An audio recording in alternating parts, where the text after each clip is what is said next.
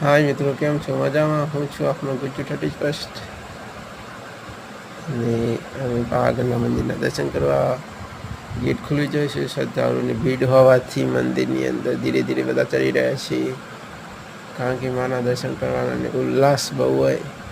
કારણ કે આખી રાતથી માતાજીના દર્શન કરવા રાહ અને માતાજીના દર્શન કરવાનો લાવો મળે એવું આપણે દરેક ભક્તોની મનોકામના હોય છે. માતાજીની બાધા રાખેલી હોય, બધી માનતા પૂરી થતી હોય તો દરેક ભક્તો માતાજીના દર્શન કરવા આવતા હોય છે.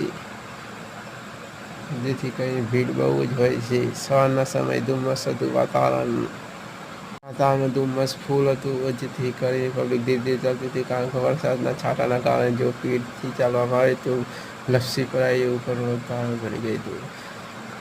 સવારના સમયે આરતીનો ટાઈમ હતો. આરતી ટાઈમે દર્શન કરવા મળે. અમારા ગયા પછી તરત જ લાઈટ બંધ થઈ ગઈ.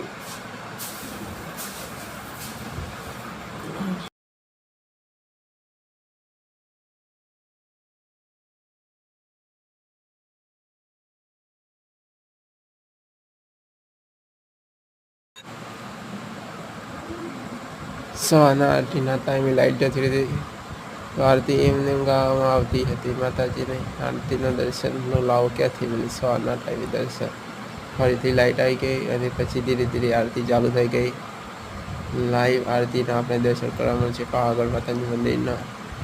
તમે દરેક ભક્તોએ દર્શન કર્યા છે, પણ હવે ધૂમધામથી દર્શન કર્યા માતાજીના. અને લાઈફમાં પહેલી વાર આરતીમાં લાવો મળે માતાજીને મંદિરને દર્શન કરવાનો. અમે પણ ખાસી વખત આવ્યા, પણ દર્શન કરવાના સમય કોઈ દિવસ આરતી ટાઈમે કર્યા ન હતા. અને માતાજીએ અમારી દરેક મનોકામના પૂરી કરી અને આપની પણ સારા મનોકામના પૂરી કરે એ માતાજી પાસે અમારે આપણે આશીર્વાદ આપે.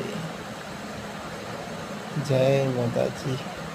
અમારો વિડીયો ગમ્યો તો લાઈક, શેર અને કોમેન્ટ કરજો.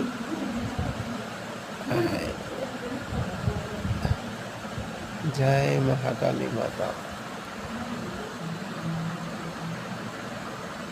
જય મહાકાલી માતા.